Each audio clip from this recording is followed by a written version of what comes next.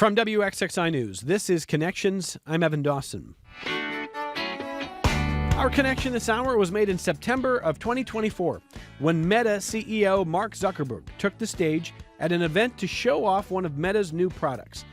He said it was called the Meta Ray-Ban display, and he wanted to show how easy these AR glasses are to use, AR standing for augmented reality. The glasses, Zuckerberg said, would replace the keyboard, the mouse, the touchscreen, the buttons, the dials. Instead, you can send signals from your brain with little muscle movements that the neurobands pick up, allowing you to silently control your glasses. Want to read a text thread? The thread can pop up within the display in your glasses. No need to check your phone. And that's just the beginning.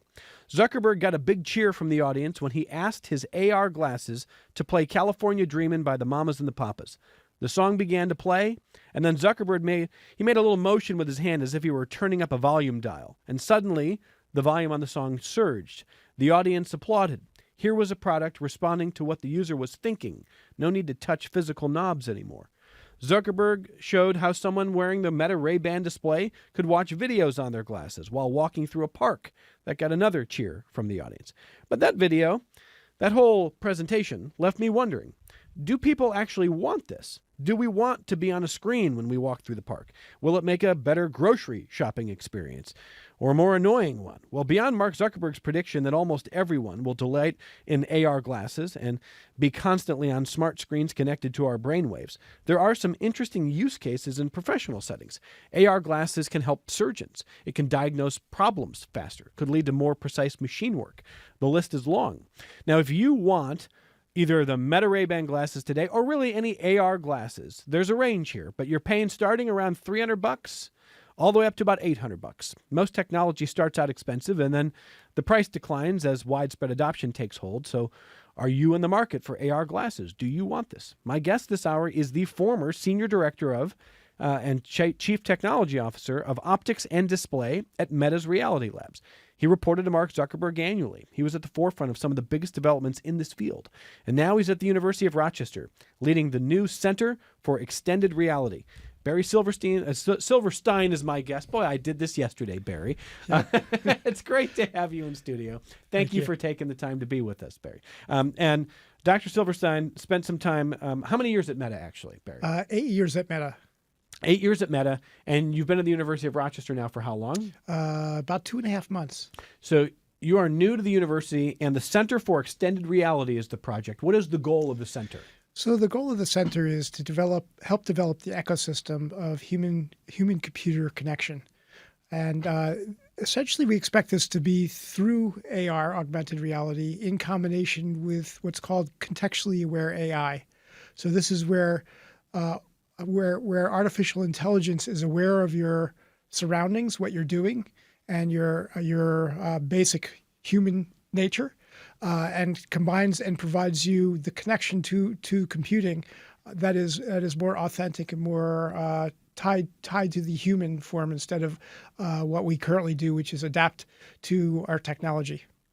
When you and I spoke yesterday, we talked about how there are different applications. There will be professional applications. When I think about AI, when I think about AR, I am most optimistic in the field of medicine as a layperson, just standing on the outside. I'm less optimistic in sort of personal use, but there's different reasons that people would use this. So we're going to discuss that this hour. In general, take away the professional use. The average person wearing glasses, walking through the park, walking down the street. Do you think people want this? I do. I think it is more streamlined way of interacting that can keep you present in the world if it's done correctly.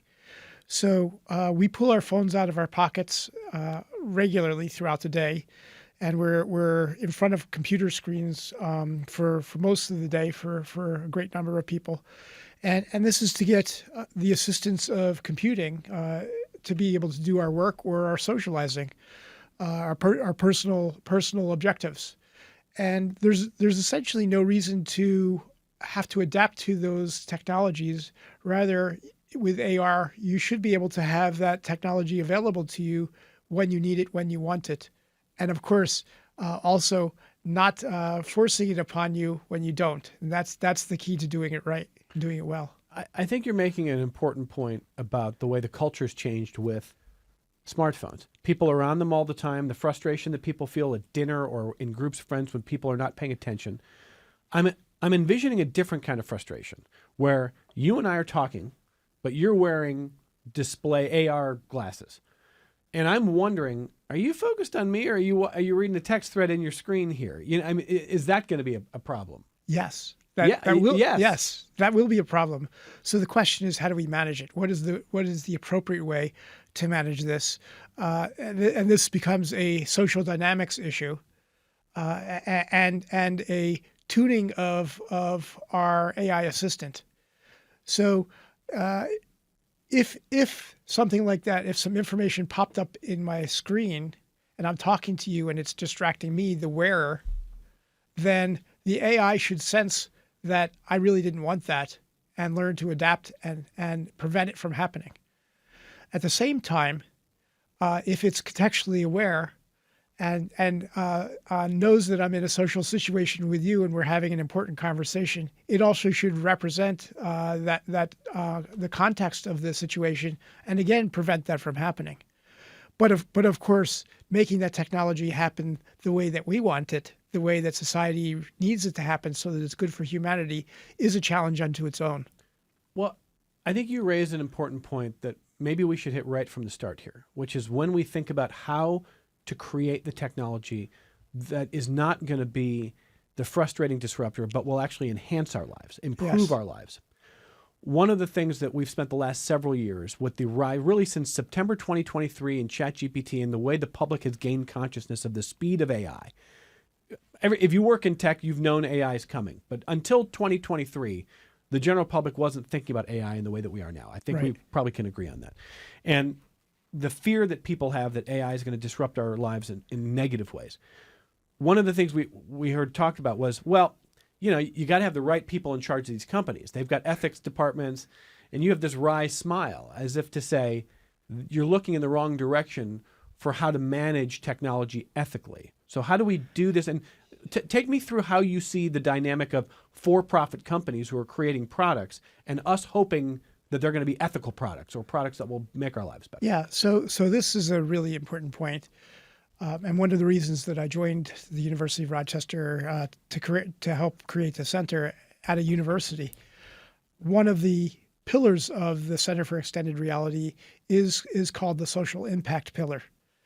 And this is less about the technology and more about the implications of the technology and what is good for society and humans. We need to focus on what is good for our physical health, what is good for our mental health, and what is good for our social health.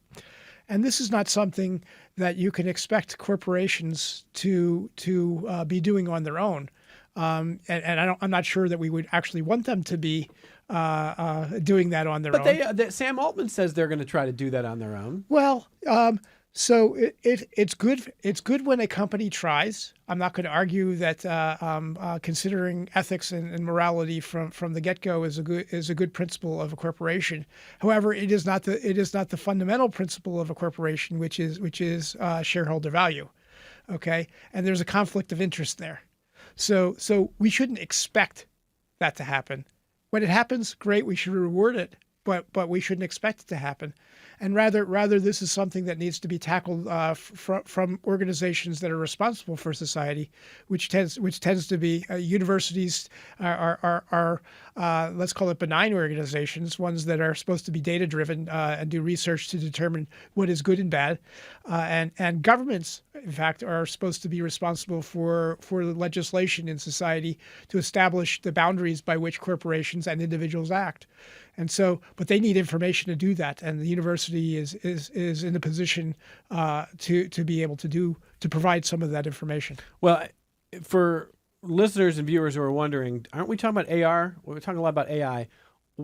In a moment, I'm going to ask our guest to kind of take us through terms here, but it's under the tech umbrella that, and certainly AI is used in AR. It's going to be working sort of in tandem. So we'll talk about that in a second here. But I will say one other point that I want to hear you discuss, which is that when we talk about wanting to shape tech to make our lives better, to be ethical, to be used for good instead of ill, I take your point that when shareholder value is in the equation, you can't just rely on the Anthropics and the Metas and whatever. I will credit Anthropic and people like Jack Clark and Dario Amodei have done a lot to at least say, here's where our products have behaved in ways we didn't expect. Here's ways that drew alarm and been more transparent than at least I've seen from some other companies. The question then becomes, is it a cultural fix or is it a regulatory fix? Do you think government needs to step in and say, here are the rules for the game for AI, for AR, for whatever new tech comes out? Or do we need, as a culture, to discuss what we demand and how to steer that through our purchasing, through our habits, et cetera? Yeah, I think it's the latter. So it's not the government. So no, it is. So in theory, the government should be doing what's society is based on is telling them to do, right? Okay. So we have a democracy, and we vote for elected officials based upon the policies that we support as individuals, and so it becomes socially driven, individually driven, and then collectively driven to the policymakers to establish this. Why you can't rely on corporations to do this on their own is that they are individuals as well, right? So they have a perspective, depending upon the company, it might be a perspective of 1 or maybe 10 on a board, which is, and those 10 on the board are not representative of society; they're representative of that corporate culture. So that isn't necessarily what it is in the best interests of a society, and frankly, societies vary. Right, so even in our own country, societies vary in terms of what we consider acceptable, and most of these companies are worldwide. So we can't have a corporation might have different guidelines for different countries, and the United States historically had led in creating legislation to manage the new technologies, and I'd like to see that come back.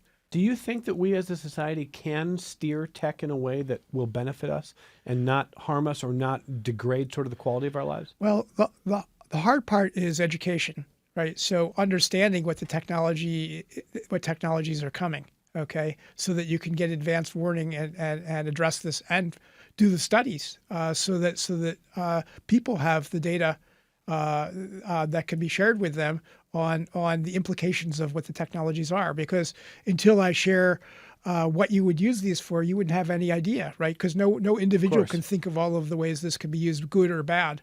And all technology tends to be possible to do good things and bad things with it. We've all seen that throughout history.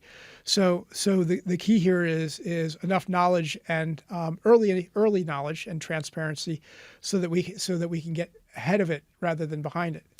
When you came to the University of Rochester, this is a big get for the University of Rochester. I'm not trying to puff up your ego here, Barry, but I mean, you are a big name in the field, and the University of Rochester was, I think, rightly proud of bringing you in and bringing you to campus and having you have a chance to lead. You've been in the room with some of the most powerful people. I don't know if you think we're over describing the Zuckerbergs and the Altmans of the world. To me, there's a small group of people who are the most powerful people in tech and therefore in the world right now. And I wonder if you think, do you think Mark Zuckerberg's like a well-adjusted guy? You're comfortable with him being in a position of power? So I don't know Mark well enough to be able to comment on him as an individual. You met with him once a year, something like that? Once a year, and it was mostly to show demonstrations to him of the technology that we were developing. It was really not about a discussion, about the future of the company or the future of society. We never got into any of that. So I can't really say. So I'm an observer as you are an observer, and we each make our own decisions as to what we see and how we feel about it. But you didn't see any red flags that made you think, I don't know that I want to be working for this guy, or I don't know if I want him to have the power. I don't want any individual to have the power, period. So this is not about Mark Zuckerberg or Meta. This is equally concerning with Google and Apple and all of the corporations. So what do we do about that in society? So again, we need to do research by which we determine the impacts of the technology, so that there's data available for policymakers to do the will of the people. and what's good for society. So we need to decide that ourselves, what's acceptable. There's interesting historical things, being of a certain age. I remember when cameras and cell phones were new, okay, and there was incredible concern about people having cameras everywhere, right? And there were actually signs on bathrooms at one point that said no cell phones and no cell phone use in bathrooms. You don't see those signs anymore. Because it's just assumed that that's how we behave? Because it's assumed that that's how we behave. Now, there are people that break those rules, okay, regardless, and hopefully you hold them accountable. And so there's social norms, and then there for the real extreme things, there are laws, right? So and women should be particularly concerned typically around these things of cameras all over the place because historically some of these images have been problematic. Yeah, related to that, here's the BBC reporting on a recent piece related to privacy, unsolicited photos, and the targeting of women with AR glasses. And this is what the BBC writes. Smart glasses, billed as the future of wearable technology, are having a resurgence, but there are concerns these products are being used to harm, humiliate, and infringe on the privacy of women. One woman in London says she was filmed by a man using smart glasses, which have inbuilt cameras, without her knowledge or consent. The video was then posted on social media, getting about 1 million views and hundreds of comments, many of them sexually explicit and derogatory. I had no idea it was happening to me, she said. I didn't consent to that being posted. I didn't consent to being secretly filmed. It really freaked me out. It made me feel afraid to go out in public again. So, Barry, what you're saying is there are different frameworks for dealing with this. Take that privacy issue. What should we do about that privacy issue? Well, so there are technical solutions and there are legal solutions. So if you deconstruct this problem, so the first thing, the last thing that you said was there were people commenting, making sexual comments on this. Well, is that an appropriate behavior that we should allow in this in our society? No, that should be shamed. That should be shamed. But right. But I mean, X still exists. You've seen. I mean, it's proliferating. I agree. So, but what it means is that our current legislation is not up to the challenges that already exist, and this is only going to exacerbate it. Okay. But people will say that's regulating speech, and you can't. You got to be very careful about regulating speech. You do, but if you recall, in the 50s, it was illegal to say a curse word on TV or on the radio because that was a socially open area. You're not allowed to go cursing down the street, right? So if you go yelling curses down the street, that would be an infringement of the other people's rights of having a peaceful area. So wouldn't you say this is an infringement on this woman's peace? I would. So the question is, are we legislating that correctly? And I would argue no. We have not handled the existing technology well. All of which is to say, it seems to me that your position as someone who's helped develop this technology is you recognize the risks and the problems, but you don't think that the problems that we see or perceive are enough to say, throw the tech out, ban the product, et cetera. There are ways you think we can do better in dealing with it. So banning technology never works. Banning advancement never works. Okay. So it will be created. Okay. And it will be used. And we can't stop it. And there is no stopping it. There is only managing it. So the question is, how do you manage it? Because there are good uses, right? So there are good uses for this. There are valuable uses. I know when I have the glasses on at a soccer game where my grandchild is playing, I love it. I have the glass. I have it available. I could take pictures. It's great. Or if I'm going to a family party, it's great. How can you use it at a family party? So I don't have to pull anything out of my hands. I can ask it to take a picture and it'll take a picture. I could ask it to post a picture and it'll post a picture. So with the Ray-Ban displays, I could see the picture before I post it. So this is valuable, okay, because it's more freeing when it's used correctly. So and as you shared earlier, right, in professional life, there's really valuable applications. So it's going to happen, and You could say, well, in the corporate world, in the enterprise world, we had personal computers, and we didn't use it badly. Okay, some people did, but in general, there were corporate guidelines on how you use a computer in the enterprise use, and now it's in the enterprise use. You're going to say, well, now I can't allow that product to be sold for public use because people might use it badly. That's not going to happen, right? So it's going to be there. So the question is, how do we address it? I think I mostly agree with you, your assessment that we're not going to be able to stop tech, whether it's AR or whether it's AI. However, AI polls really badly in this country. It actually polls better in Europe. And China, too. They trust it in China. It polls much better in China. AI is polling terribly in this country, probably because some of the people bringing AI are saying, by the way, this could wipe out 20 to 80% of jobs and you can't stop it. And it's in the next 5 years. I don't think that's a good PR campaign for AI. That is not particularly good for society, is it? I would think so, that they would maybe rework the way they're selling it. So I can understand why it polls badly. But if people are this scared of it and they're thinking this could disrupt society in ways that like we haven't seen before, why couldn't we stop it? Why couldn't we stop it? I've never really thought of that because I didn't think it was possible. You don't think it's possible? I don't. The sales of the products and the adoption of the products will tell us everything. So we all have personal choice of not to buy it and not to use it, right? Sure. So and one would say freedom of choice is something that is valued in this country.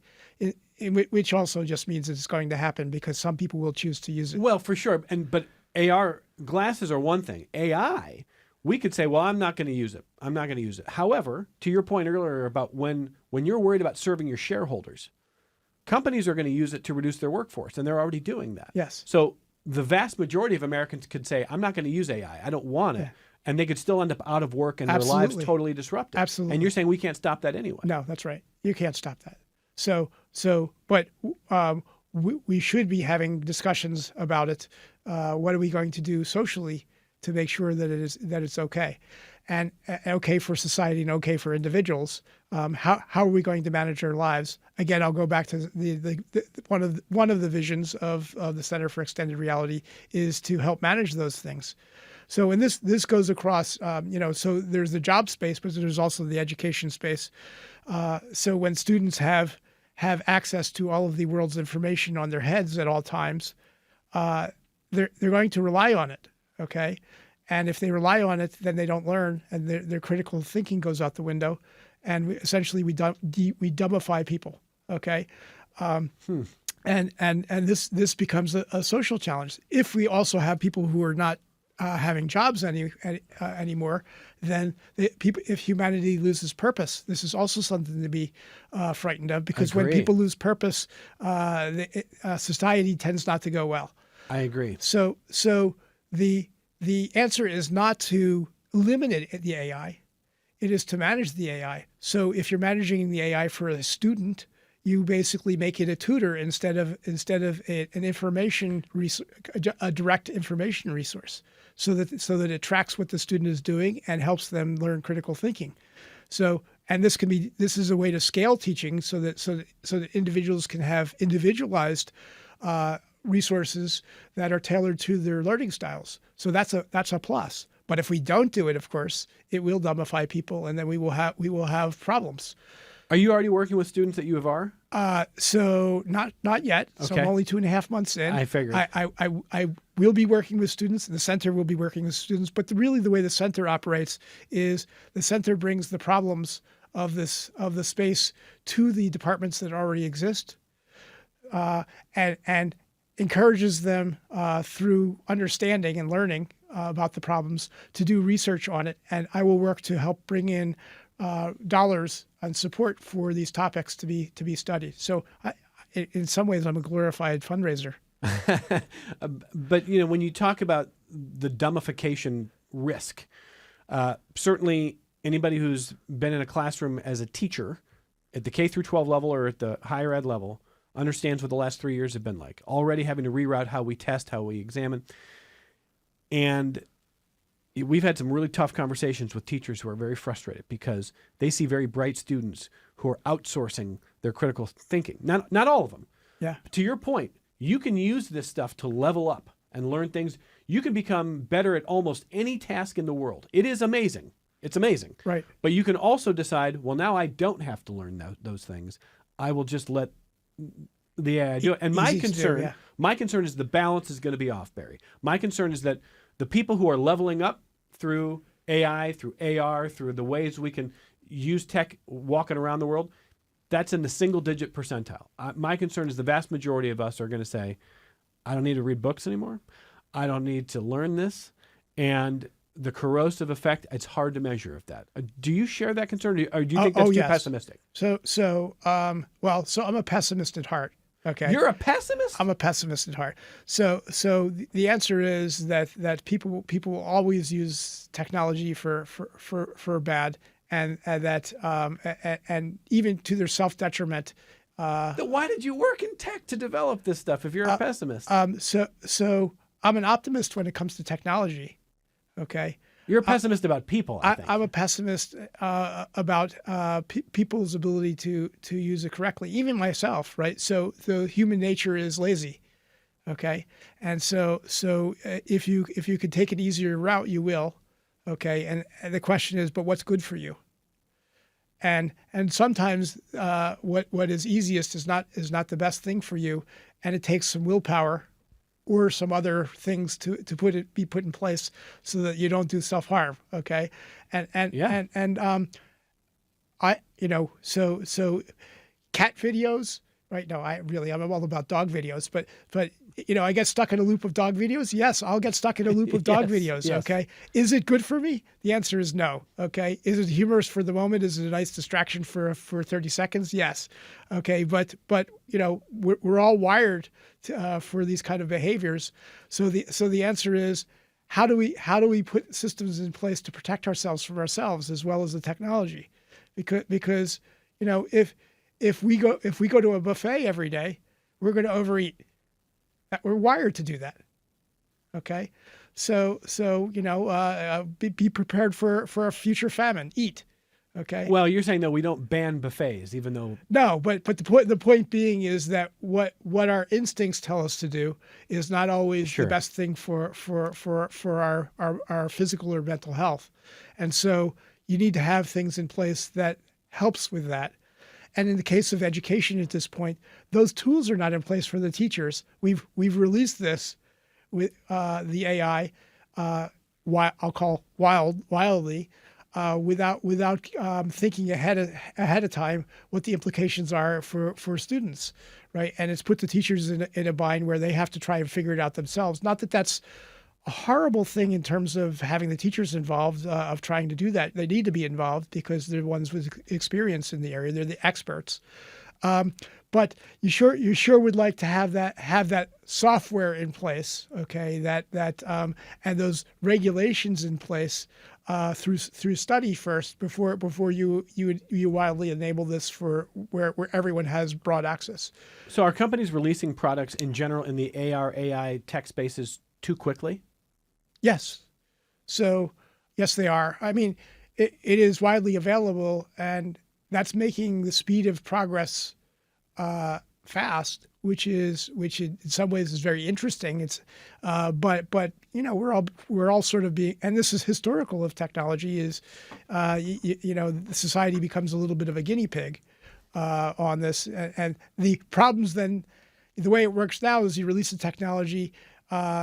Not all the problems are thought about. New problems arise, and then after the fact, you try to correct.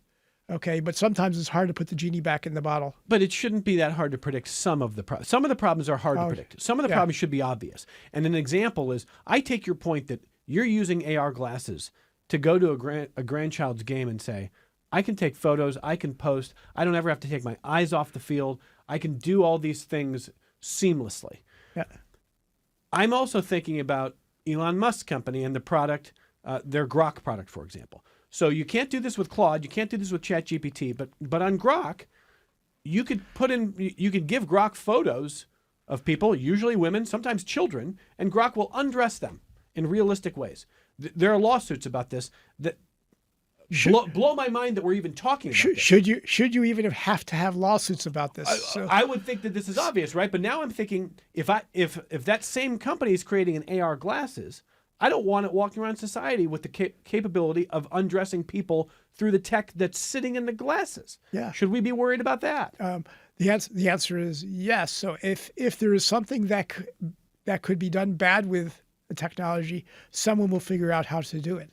Okay, and so the goal is to collect our resources to establish what those things are, and do studies on them, and or provide guidance to our policymakers that makes that prohibited.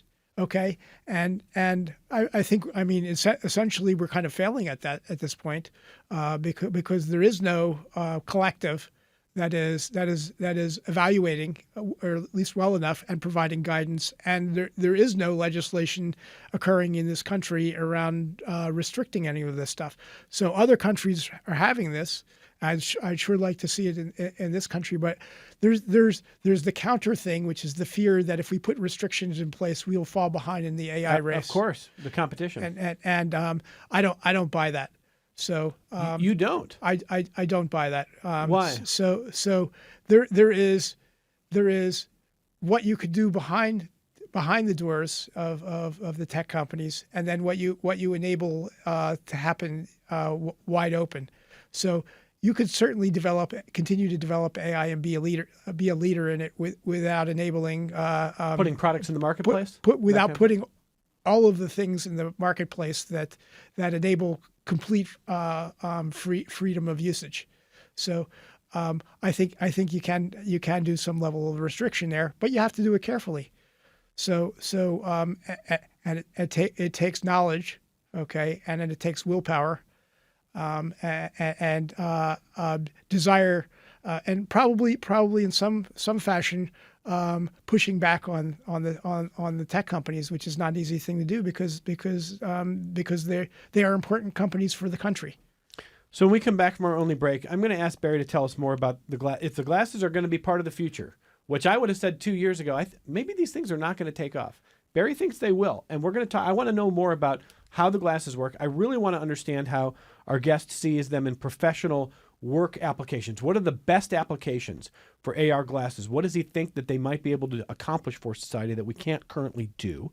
And for those who saw the price tags, we got some notes about, well, no one can afford these things, or a lot of people can't afford these things.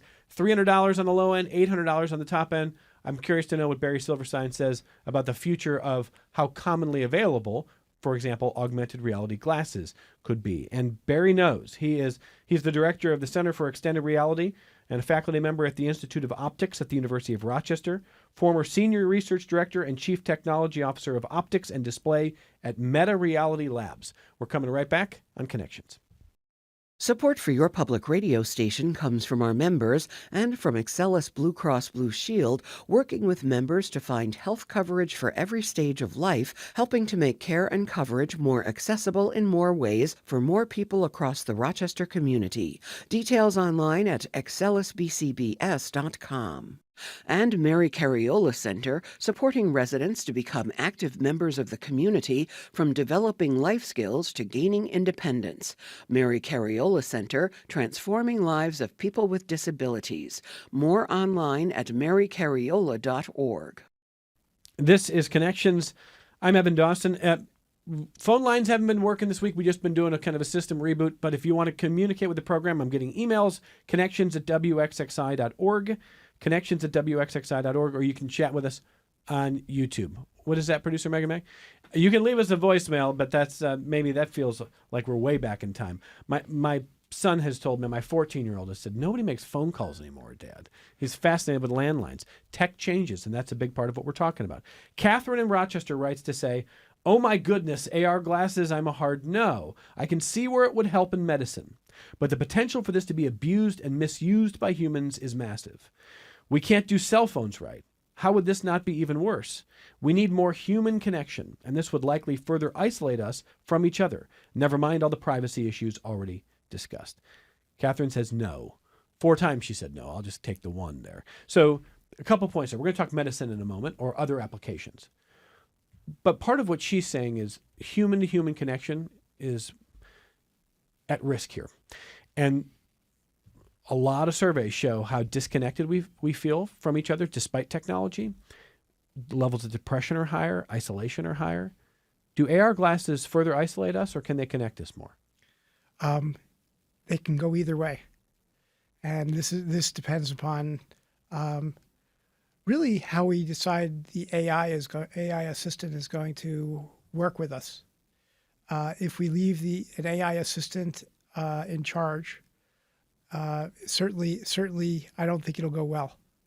If the human's in charge, and we can be self-recognize and drive the AI effectively for our good, then I think it can go well.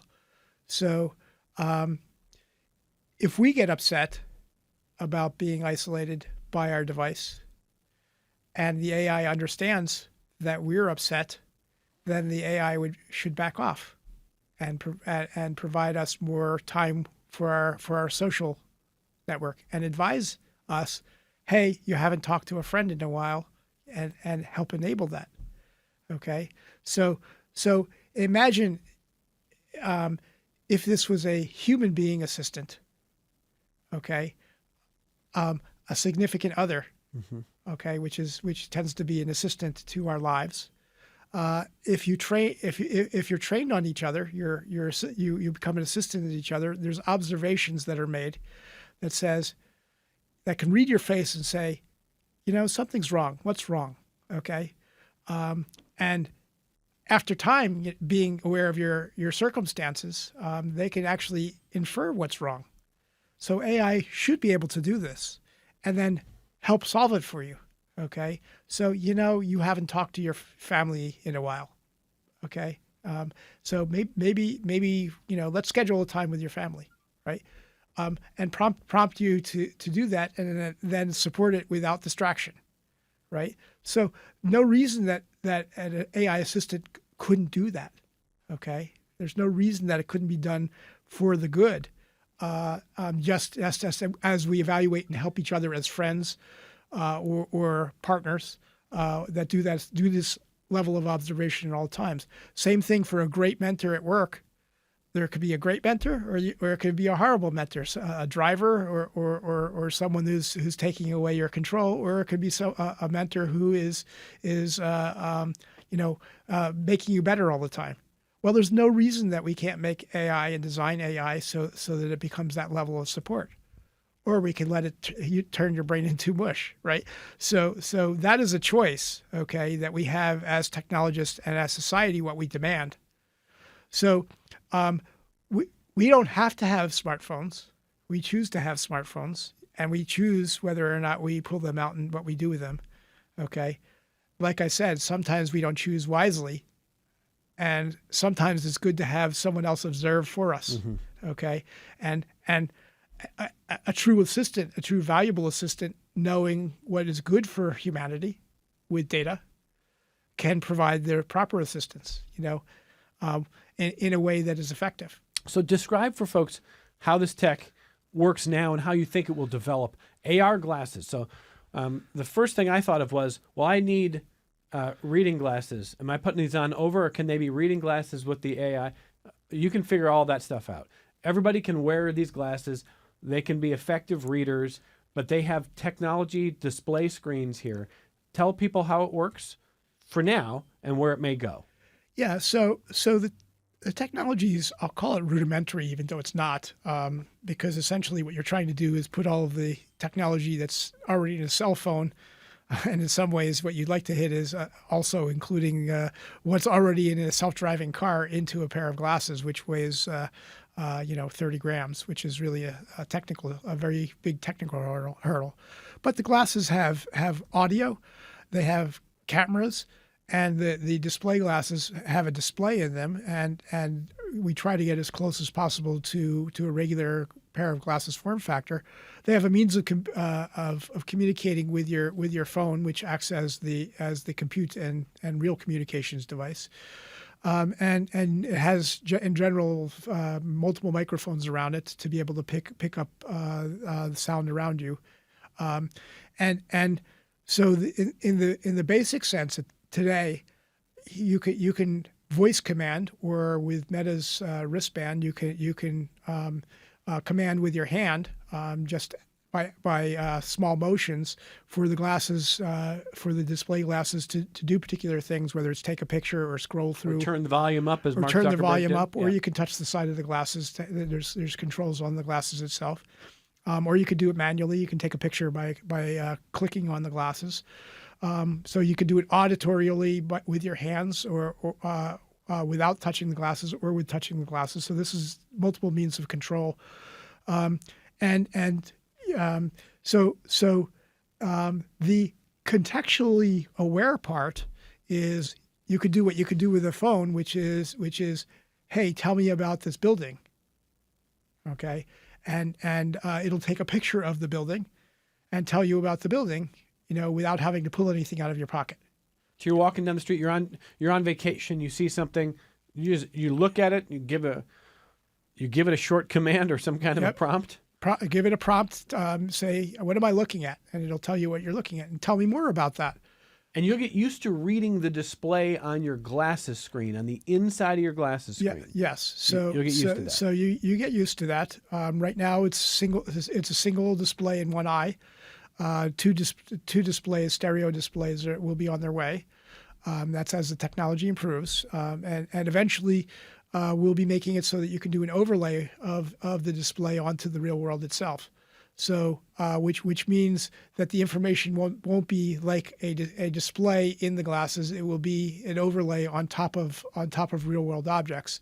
So, if you're looking at a building, it'll start putting the description at the building because it knows you're looking at the building, and the description's being written on the outside of the building. Okay, or you're doing something near, and the highlighting of your text will be done on your text, and so it'll be overlaid on the object. So this will be basically doodling on the world. Oh, okay, and so maybe in that spirit, I remember a presentation probably 4 years ago, in which someone was describing glasses in which they said, well, if you like fishing, you're sitting on your couch at home, you put your glasses on, now you look down below your feet and you're sitting on a boat and you are able to go fishing in your living room without ever getting on the water. It will be an experience that will feel very much like fishing. It will look like fishing. You will have that same sort of satisfaction, but you will just be sitting on a couch. Is that more VR? Is that AR? That is more VR. So you're putting yourself in an alternative world. Are we going to go in that direction too? Yes. So we're already in that direction. Okay. So for people who use VR, and that continues to improve. I mean, do you want to do stuff? I'd rather just go fishing. So, but not everybody can go fishing. I'm with you there. I'm 100%. Where this tech has application that I can see is for the disabled community. Amazing things can happen, I would think. Yes. But for average people without disability who are thinking, I might go fishing today, but I might just stay on my couch, I'd rather you go fishing. Yes. So if we have a great AI assistant, it'll say, hey, rather than just playing the fishing game in your living room, why don't we plan a trip?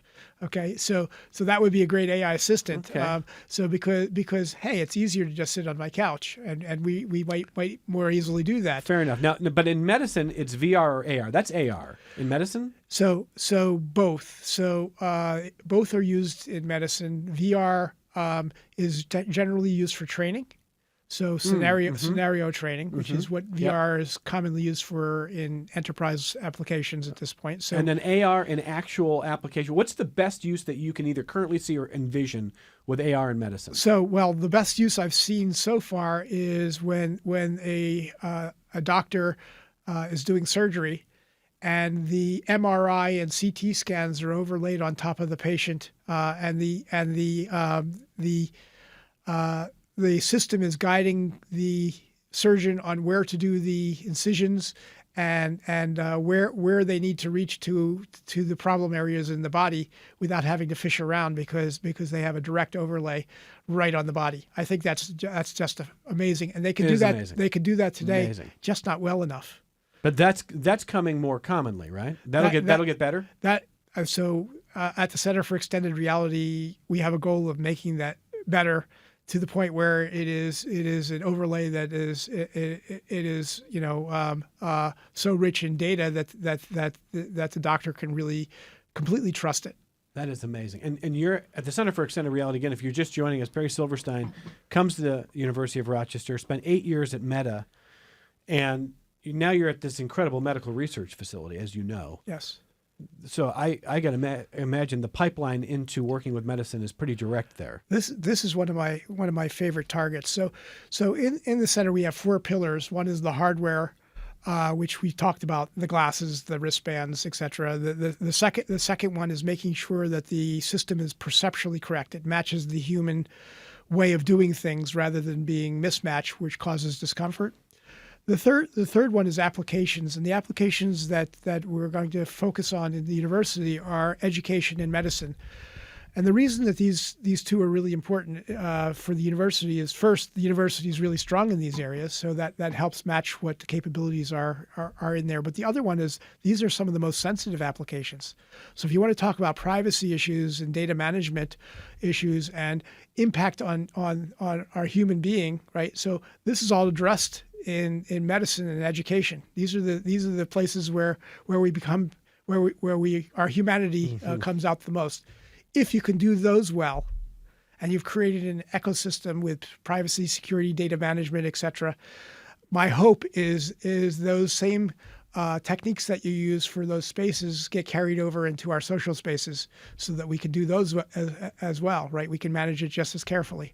So, but in medicine in particular, there are 3 areas that I'm excited about. The first one was training. I shared that. So training to do something that you need to do as a scenario. That's great.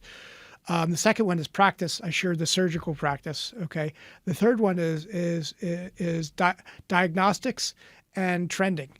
So what I mean by that is, so the way medicine works now is a doctor will do a treatment, and then you come back for a follow-up and tell them how the treatment went.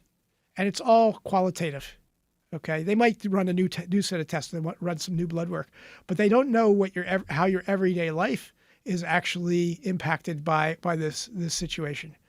So if the glasses have the ability to measure your before and after, okay, then they can determine if a treatment is actually effective or whether it's just placebo effect. Okay. Remarkable. And so studies should be able to be done. But so just imagine neurological diseases, Parkinson's, right? You give a patient a drug, and then they come back and you ask them, well, how's your shaking been? How you're sleeping, et cetera, et cetera.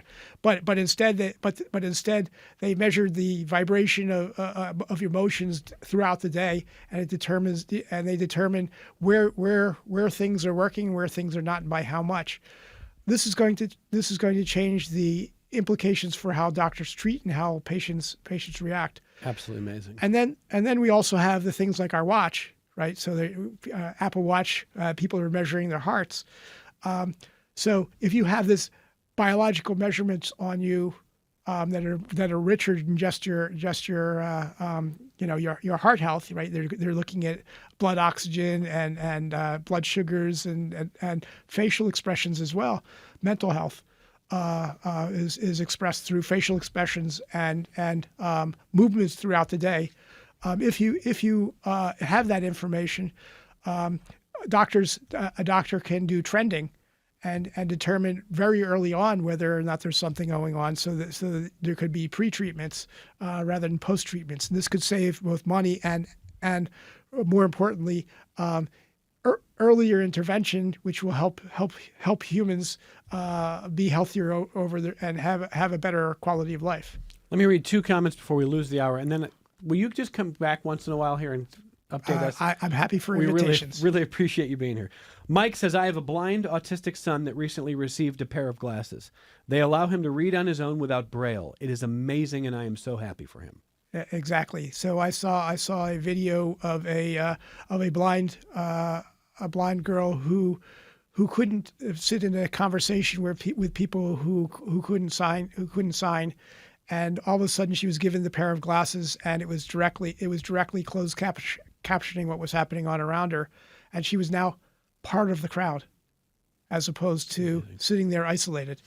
Down to our last minute, Isabel called in to say her concern is really about human connection. She says, we're already struggling with a loneliness epidemic with disconnection.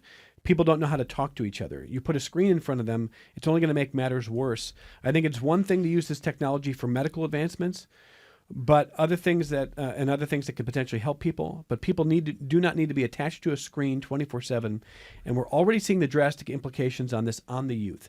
So down to our last minute or so, kids they're not fully developed in their brains, and you put this tech in front of them. Are you worried they're going to be just as addicted as they are to their phones and more disconnected? You and I are fully formed adults. We can figure out how we want to regulate this. I'm worried about a teenager. Yeah, I would argue if we're fully formed, but okay, that's fair. So because we all change throughout our lives, and this isn't just a problem for the teens, but it is a big problem. It is a bigger problem for the children, and adults are responsible for making sure the children's lives are healthy ones. So if you're going to buy your kid a pair of glasses and it has an AI assistant with a display in it, buy the software package that makes sure that it manages their information in a way that's healthy for them. It's not available today, but if you insist upon it before you put that thing on their head, that's a way to deal with it, because they will be advantaged if they have a custom tutor available to them when they need it.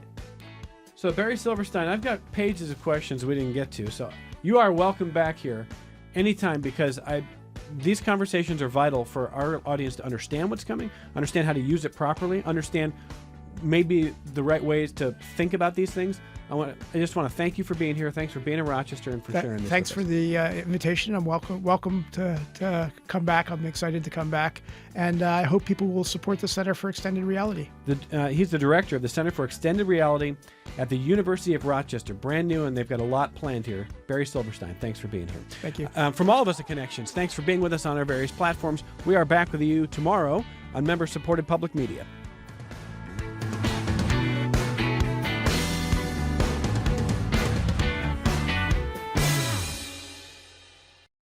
This program is a production of WXXI Public Radio. The views expressed do not necessarily represent those of this station, its staff, management, or underwriters. The broadcast is meant for the private use of our audience. Any rebroadcast or use in another medium without expressed written consent of WXXI is strictly prohibited. Connections with Evan Dawson is available as a podcast. Just click on the Connections link at WXXInews.org.